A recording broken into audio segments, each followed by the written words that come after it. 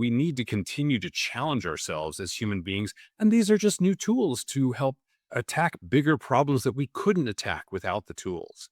That is the joy of working in this industry, trying to figure out how to make real problems go away and climb new mountains that we've been looking at that are way too far off. Suddenly they're not as far off as they might have seemed before.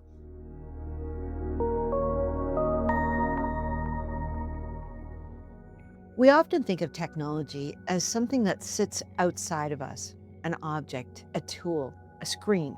But what if it's actually within us? What if the world we've built around us is alive with connection, a nervous system pulsing beneath everything we touch? Today on Sense Making Conversations, I'm joined by Dr. John Mitchell, President and CEO of the Global Electronics Association, where he leads global operations and helps shape the strategic vision for one of the most vital industries on the planet. Since joining them in 2012, John has guided the organization through rapid change, championing innovation, strengthening supply chains, and helping countries understand why electronics are now essential to growth and resilience. From the devices we hold to the hospitals that keep us alive, from the supply chains that feed us to the satellites that connect us, electronics have quietly become the infrastructure of human life.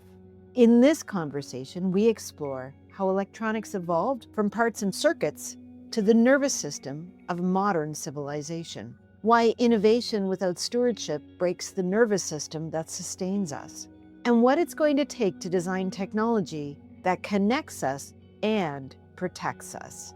If you've ever wondered what keeps our world running and what happens if and when it stops, this conversation will change how you see the future.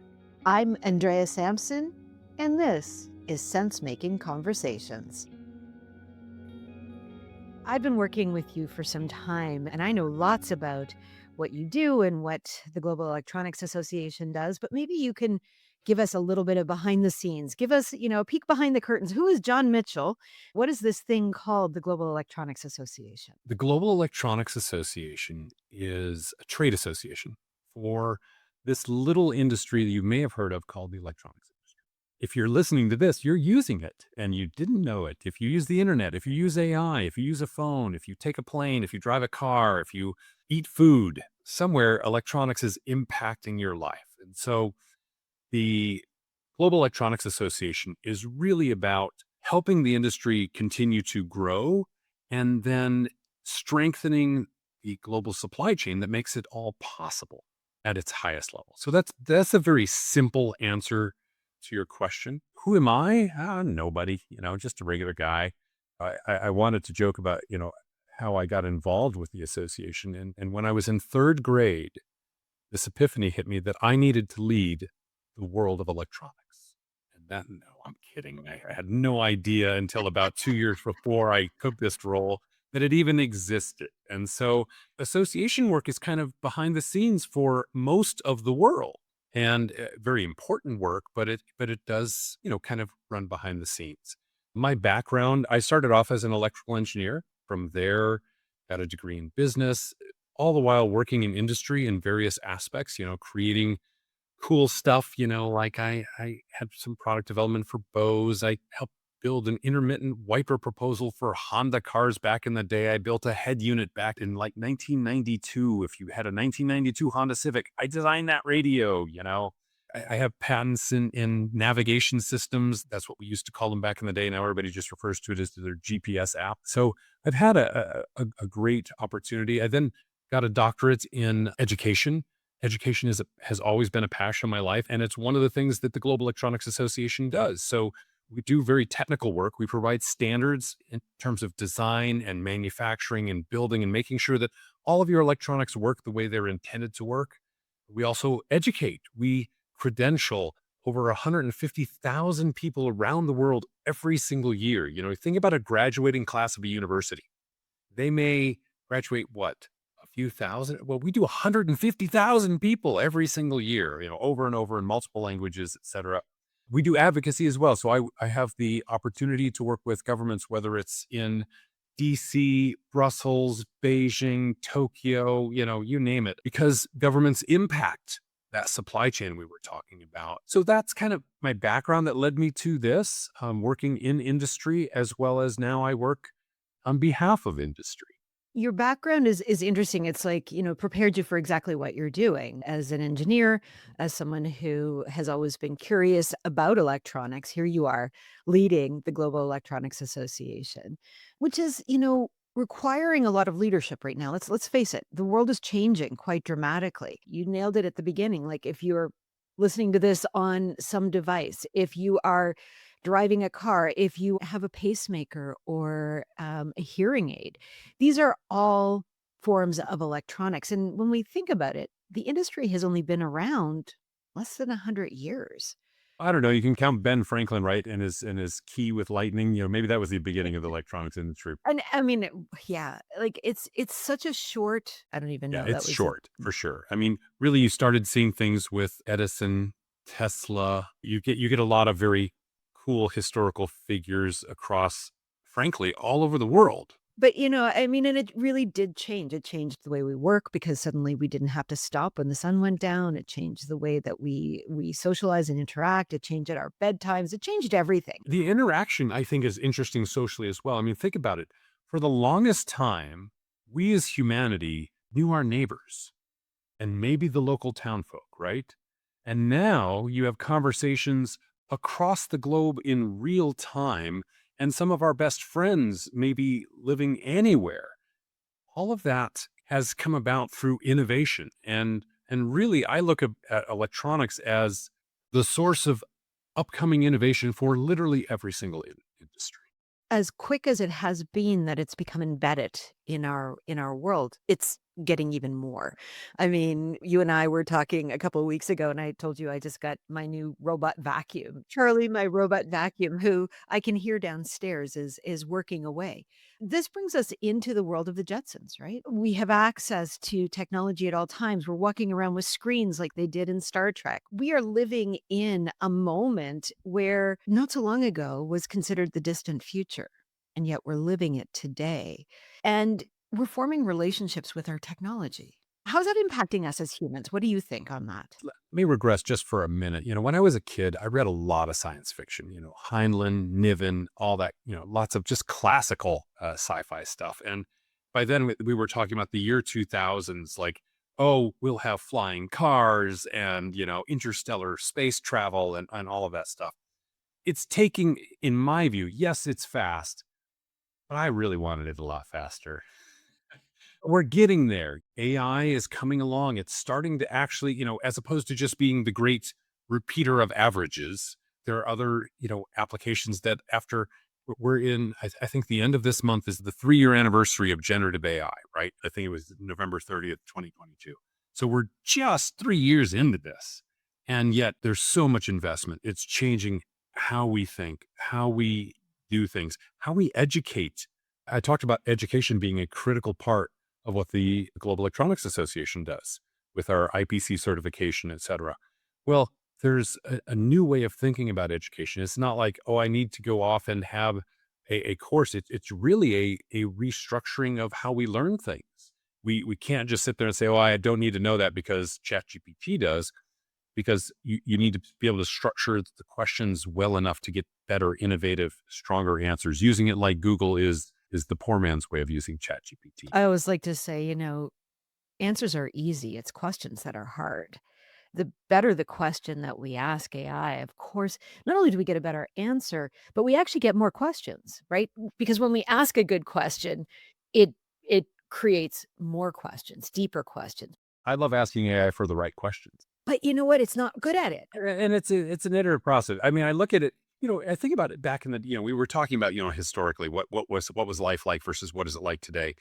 I remember some of my fondest memories is sitting in a room and just talking, and it spurs ideas. I see one of the great advantages is people can do that not just remotely, but they can create those personas that ask different questions based on a historical body of literature where you can sit there and say, hey, as Albert Einstein, if I were doing this, or as, Bill Gates, leveraging the body of work that so and so has produced, I'd like to discuss this topic. And it's almost like you create your own living room of experts that you can then spur ideas off of it. And to me, that is a larger value than expecting it to create new ideas. And I think that that's key, right? Because, as one of the many AIs that I use reminds me regularly, is that it is not a mind, it's a mirror. And I think that that's an important distinction because it isn't a mind. What it's doing is it's mirroring back to us what humanity has given it so far, what we have created. And that's what we do is we are creators. We think creatively, we act creatively. That's where innovation comes from. And when we look at electronics, that innovation, that mindset, that fixer, builder, problem solver mindset, which has the ability to ask good questions and then go out and figure out the answers, is what allowed us to tap into generative AI in the first place. And so here we are today with these powerful, powerful tools and with a great opportunity to do nothing with them, right? Because we can sit back now and go, great, we don't have to do anything. Let's just let them do it all. But there's more to be created. And, I've heard you say that electronics are really the nervous system of our future. What do you mean by that in practical terms? If you think about all the various industries out there, we're like the nervous system or a subterranean industry, right? Because we cut across so many things and you don't really see us, whether you're AI or agriculture, whether you're aerospace or automotive. Electronics are that innovative blood that are happening going through there. And today's world, especially after COVID, people became very aware of the semiconductor portion of the electronics ecosystem, if you will. And it's a great part and it's important, it's critical. However, the coolest chip in the world doesn't do anything until you put it into a system that does something. And that's really what the Global Electronics Association is about. We're about creating systems and bringing all those sub pieces together, those subsectors, if you will, and working together as a system that delivers on the promise, that we can do more. We've talked about this before in some of my keynotes. I'll talk about water is necessary for life. Fossil fuels were necessary for the Industrial Revolution. And now electronics are the lifeblood of innovation in the future across literally every industry. Just like water and fossil fuels touched every industry, so are electronics now. You know what I find interesting when we talk about innovation, and of course, I know both you and I are such students of history and science fiction and looking backward to look forward. And when I think back to innovation as a concept and looking at when we really started using electronics in an innovative way, we go back to like the 50s. They were having the World's Fair with the kitchen of the I future know neither or of us the actually remember that, but yes.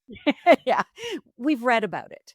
Uh, but you know, in those days, when those leaders were envisioning where innovation would take us, it was convenience, right? We were moving out of having to do everything manually. So rather than walking to, wherever we needed to go, we could drive. Rather than washing our clothes on a washboard or, cranking some sort of a device, we were now having some form of an electronic machine do that for us. So it was convenience. But at some point, innovation moved from convenience into survival. And now we see innovations today, they're not about convenience anymore.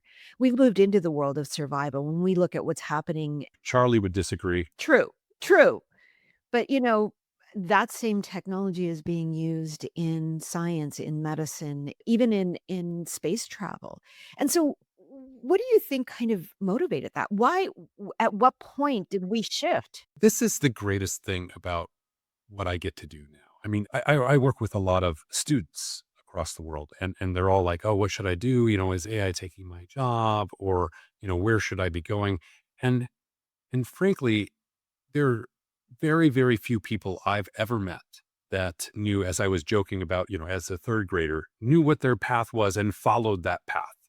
I encourage them not to get too stressed out about that. But when I talk to them, I used to sit there and say, well, you know, we're not curing cancer. Well, actually, we are. I mean, we're doing electronics are making the difference in the medical industry, in life or health span. You know, the phrase we've heard come out in the last few years about it's not about lifespan, it's about health span. Well, technology helps, it measures things like that. It gives us feedback to help us make better choices. It tells us, put the candy bar down, so it's better feedback to help us again become better at who we are, have a longer, healthier life, make a stronger impact on society.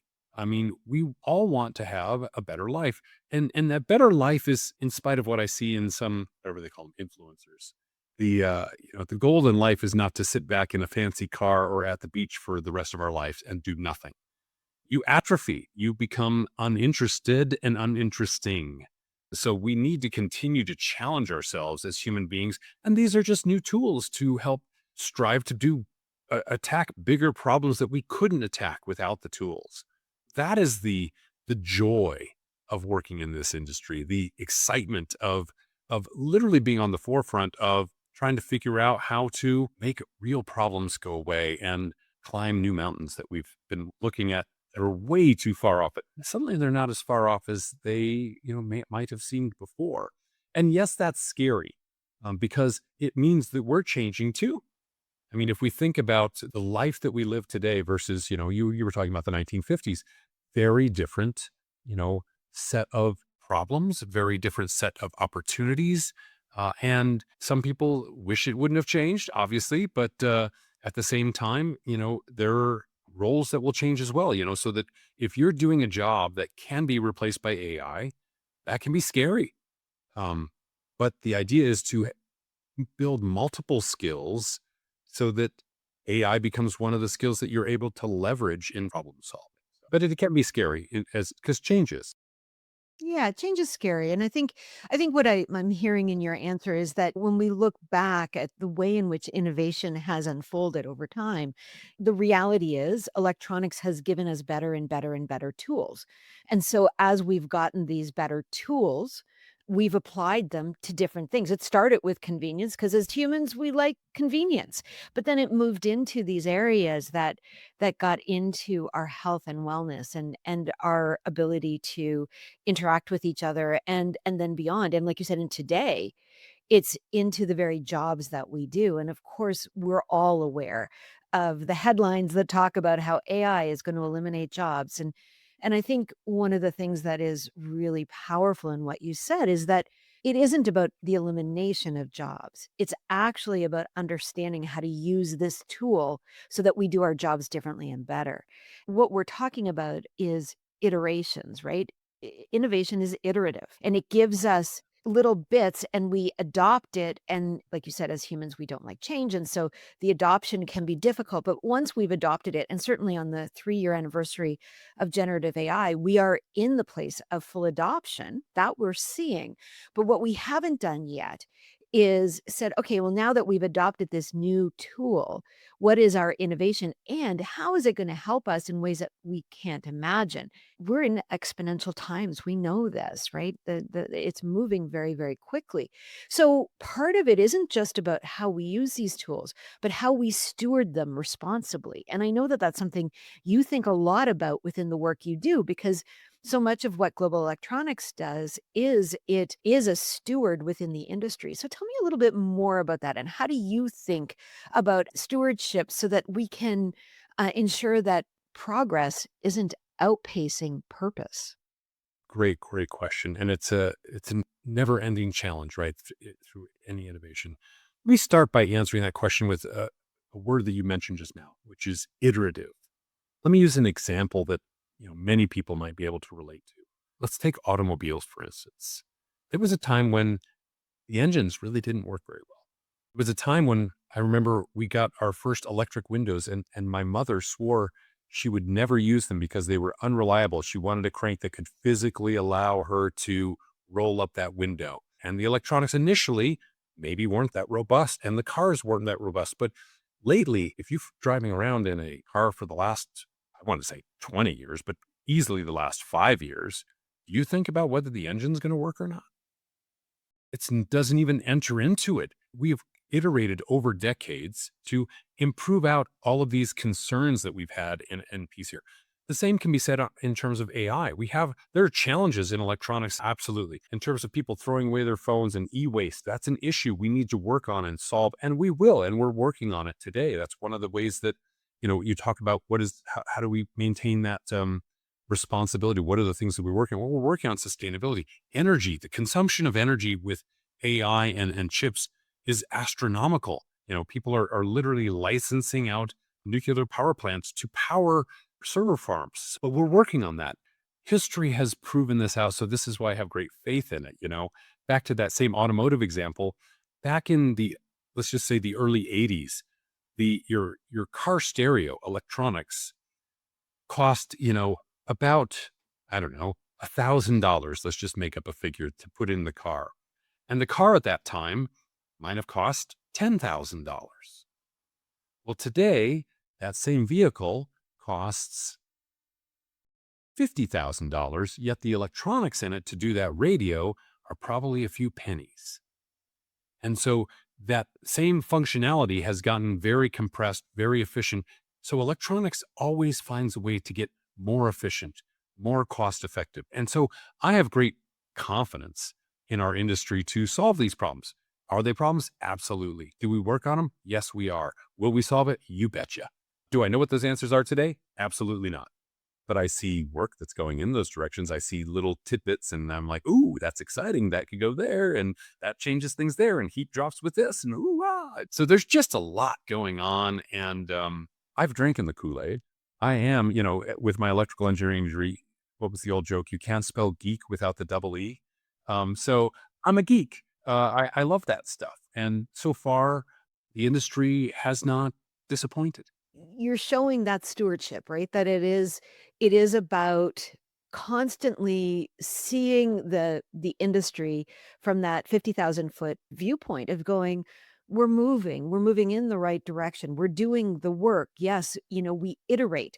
We start off with something that is very not very reliable, costs a lot of money, but that does the job. And then we focus on the job at hand and we bring it down in cost, we bring it up in reliability, and eventually it becomes ubiquitous within our world.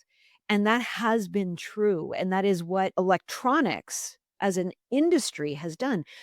But the industry is highly fragmented. And again, if I go back in time, it probably was much simpler, but it's become more and more complex over time. They talk about the electronics industry and the electronics ecosystem or supply chain as being the most complex supply chain in the world.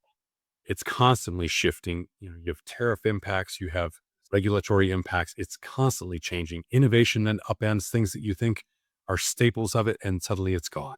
And this was the risk, right? With a fragmented industry that has a complex supply chain. As a general population, I think when we think of electronics, we mostly just think of the devices that we're carrying around. We're not thinking about all of the pieces that go into those devices to make them work.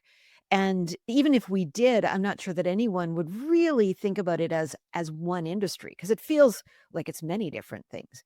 But yet that is what you focus on is all of that. And I can only imagine how challenging that must be because it's everything from, chip production to, understanding the Wires current that goes and through it. Yeah. chemicals and the machines that help put all that together and the boards that hold the stuff, the assembly guys that really have to figure out how to make all that stuff come together and work as a system. And then you take that and multiply it by every region and then multiply it by every industry and it just gets really interesting.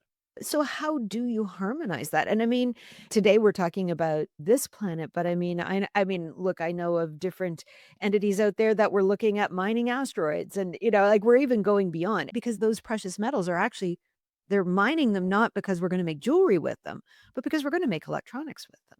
This is how geeky I am. It never even occurred to me that jewelry would be an option.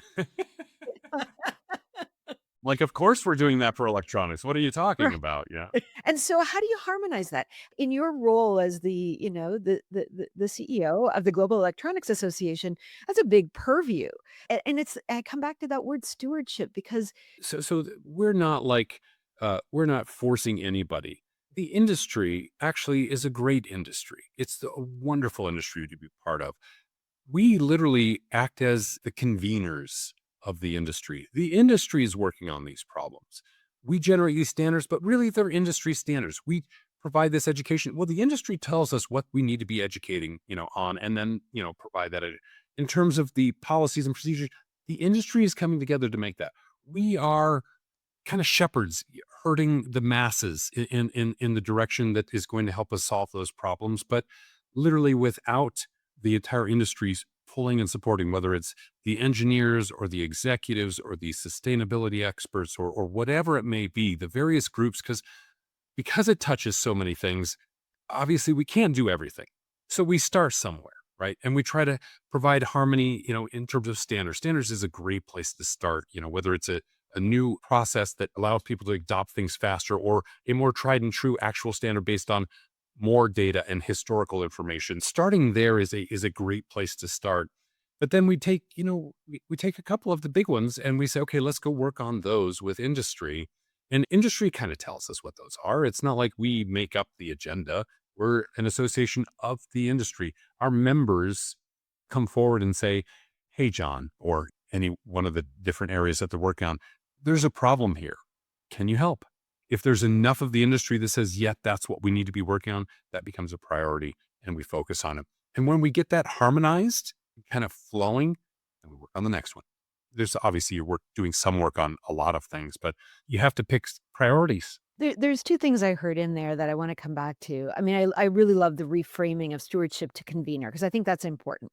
Convener being, look, what you're doing is creating the environment for, bringing others together in such a way that there's an environment for problem solving on a specific challenge or a specific thing that needs to be discussed, and I think that's key because in a fragmented industry as large as electronics, touching as much as electronics, no one can be an expert in all of those things, but there are experts in each one of them. And so bringing those experts together is the key piece. But what I hear in that is 2 things. One is that, when we look at electronics on this planet, there is a role to play in terms of sustainability. And you talked a little bit about that, right? Electronics has been accused of being, one of the biggest harmers of our planet in many ways. But then the other side of that is the supply chain issue. So on the one hand, we're talking about sustainability. How do we just become better global citizens and make sure that the work we're doing is helping and not harming? But on the other side, how do we deal with this complexity of a supply chain and the global aspects of that when we're living in not just a fractured ecosystem, but a fractured world where tariffs and other challenges are hurting us? So tell me a little bit about the pressures of those 2 things within the industry, and what do we need to know about that? I mean, like any industry, I think we've continued to improve it. Again, go back to the iterative word, right? If I rewind 40 years, the factories were a different thing than what they are today. I mean, right now, if they're heavy water users, they'll take it in and they keep it in and they recycle it within. They don't have to take it in again, or when they put it out, it's actually cleaner than when they brought it in. They're actually really good actors on some of that front. Can we do better in terms of the reusability and things like that? Absolutely, and we're working on those things. You saw, how do we unify connectors? Or it's just a simple example, but how do we account for what happens with the device? How do we make sure it has, longer life or reusability or second purpose?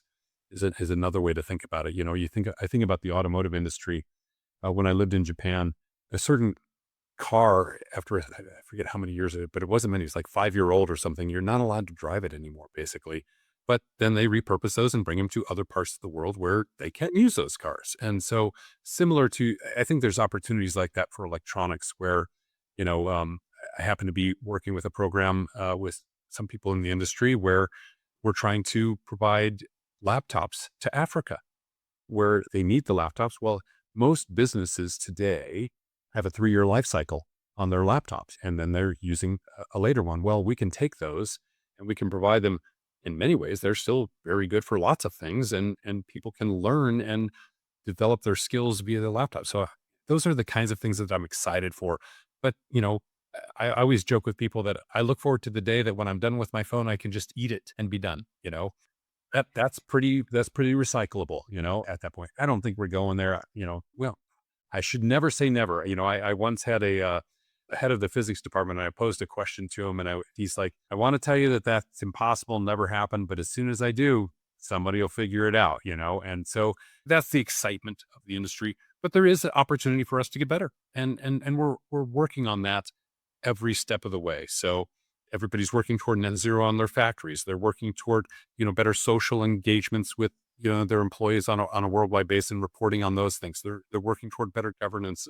It impacts, and frankly, we saw a recent survey came out from the UN with, I think it was over 2,000 CEOs talking about the actual financial benefits of investing in sustainability going forward. And so it's not going away.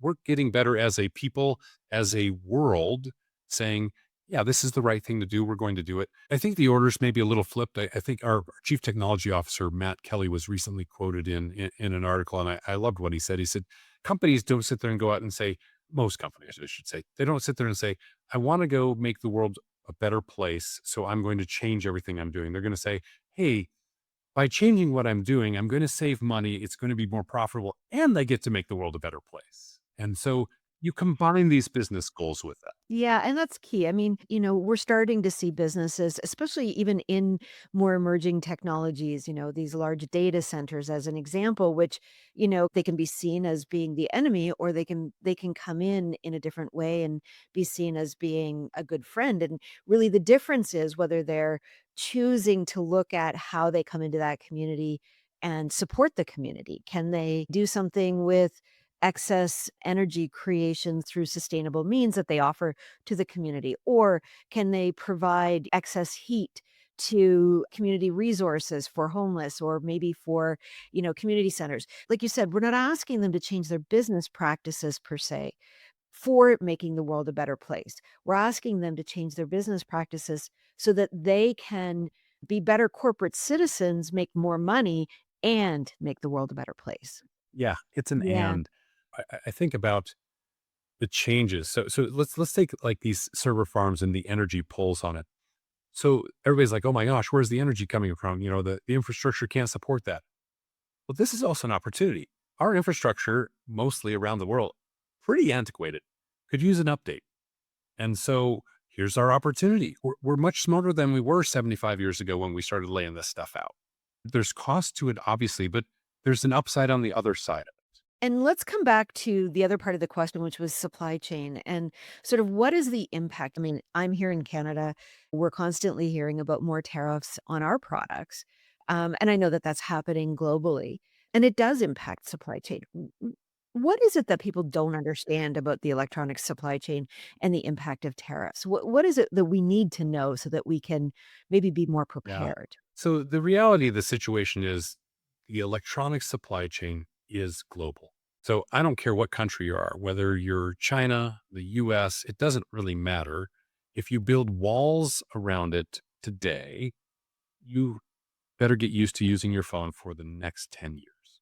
And now, could we make some tomorrow? Absolutely, in any one of those countries.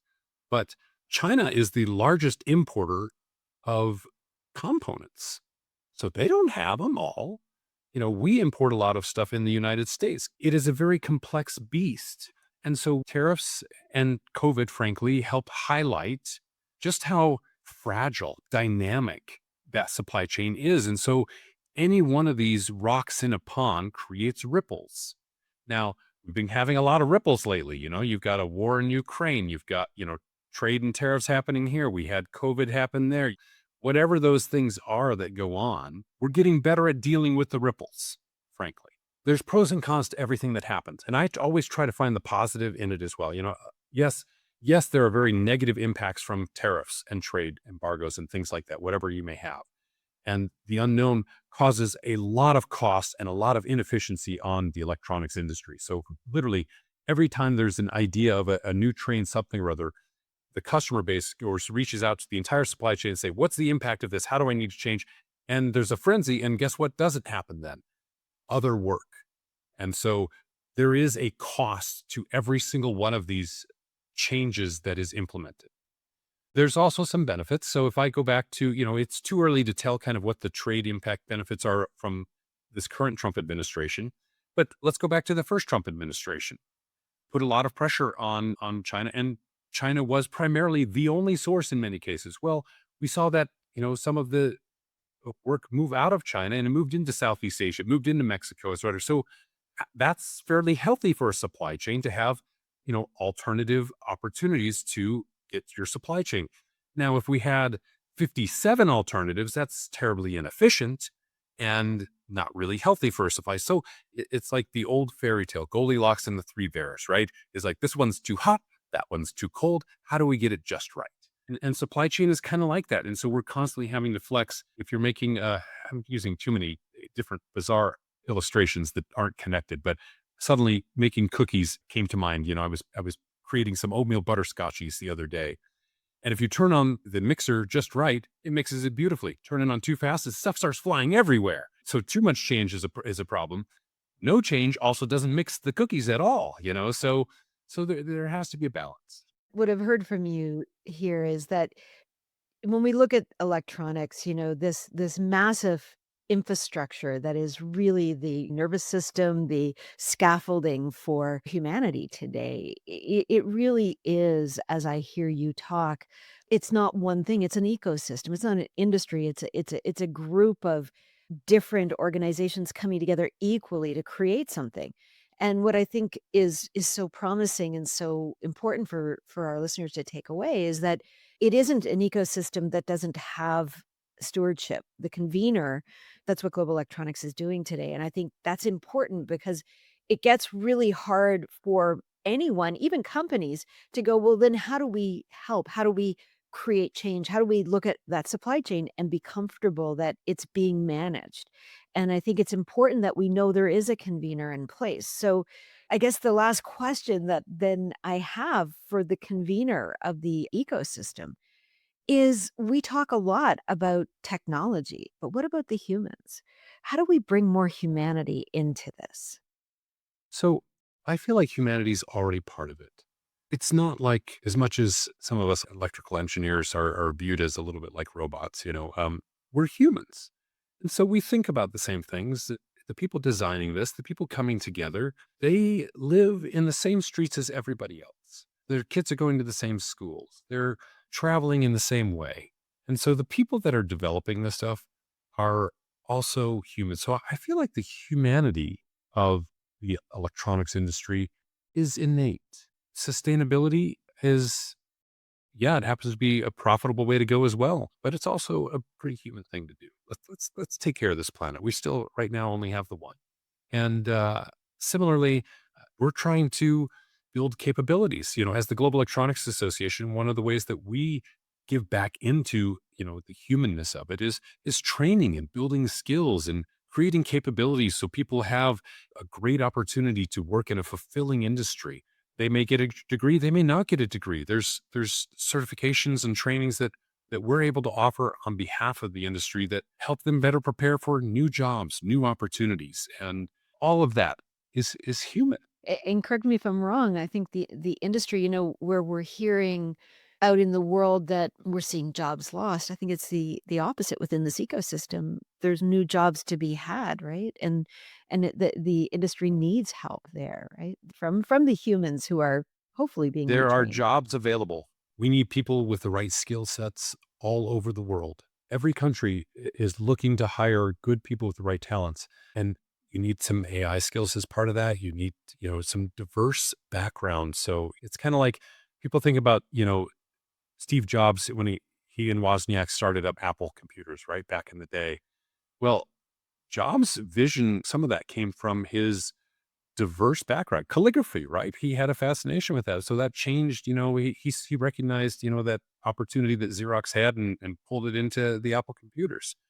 There's a lot of that that I think we could learn from today. Follow some of those just oddball impressions. Hey, let me go take a cooking class. How does that apply to electronics? I don't know yet, but it might and it could, you know? Go figure out how to paint a mural, on your ceiling by hand. Uh, and see what you learn from that and how that changes people or what you do. It doesn't only have to be technical. You need some technical skills. You got to have some math, and you got to have, know some science, to do certain jobs. But there's other jobs in the industry as well, just having a love for it. You can do marketing without knowing how to solve a differential equation.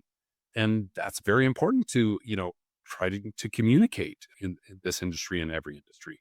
I guess I would just say if you want to figure out why should I care about electronics, the answer really is because it's affecting you. It's affecting how you live today, whether you recognize it or not. It's keeping your apartment steady at whatever temperature. It's keeping your car, running smoothly. It's allowing you to communicate through your phone. It's making sure that, planes land safely. So understanding that that's important and then learning a little bit about it so you can figure out, hey, what do I need to know about this for my industry and how it might help me even more? John, this has been fascinating. I've loved all of what you've shared here today, and you've helped us get to know this industry a little bit better and understand a bit about how it is impacting us. Is there anything you'd like to leave our audience with today? Let me just leave it with our new vision as the Global Electronics Association. It's all about better electronics for a better world. And we're striving to make the world a better place through electronics.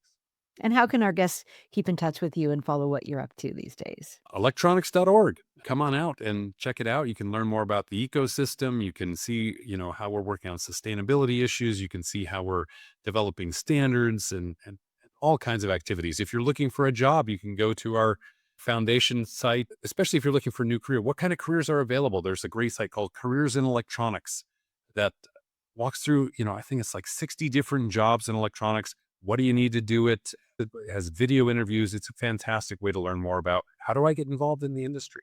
Oh, that's fascinating. I think, you know what? So helpful for so many people. Thank you, John. This has been such a pleasure. I appreciate you taking the time today.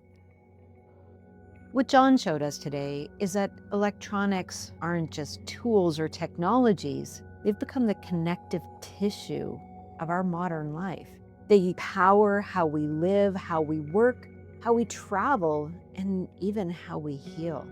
They've become the heartbeat inside of our hospitals, the signal behind our communications, and they're an invisible thread that keep our world running. And when that thread frays, it isn't just devices that stop working, it's everything that we know, including trust that breaks along with it. Electronics are something we don't often think about, and yet, without them, we would be living very different lives. So here are a few things that I'm taking away from today's conversation.